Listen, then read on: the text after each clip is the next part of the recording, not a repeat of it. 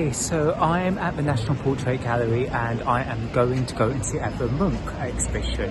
I'm really looking forward to see this and to see what it's like, because I went all the way to Oslo for it in the past, so it'd be great to see it actually in London. Let's have a look. So we start off with this first piece, which I really enjoyed, mainly because of the medium that was actually done, as it was on cardboard of this self-portrait of Munch.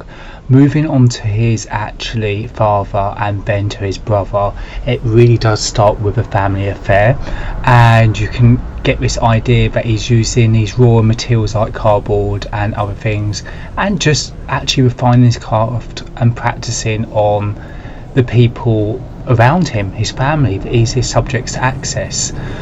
However, when we move on to his sister, she was really interesting for me. I felt like there was a depth. This is where the soul, the despair, the kind of, and she did go to a psychiatric ward, I read in the actual gallery, which I didn't know of before, but it's kind of that depth, almost one would see from Van Gogh or someone. Think it's that feeling of isolation is there, that feeling of despair, that feeling of depression.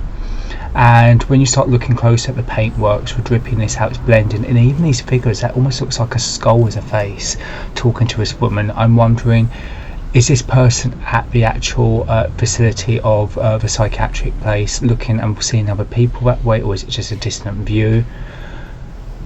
And then we move on to these striking paintings, which was commissioned, I believe I've seen works throughout actually Oslo as well as in this one, which were commissioned of these bigger people at the time, and this would have been an author who just came out of prison, and this is a little bit of it Cole Jensen, and I just loved the last one with a red colour and this one with a striking colour. So there's a lot of striking colours, which is really amazing for the time as well, when a lot of portraitures would have been very serious and sombre. This, even though Munch is quite a serious artist and quite intense, the strokes, the use of colour, the build up, as you can see, it gives it something special, which makes Munch a Munch, which is actually all resulting into those famous images that were embedded in us, like the vampire's kiss or the scream.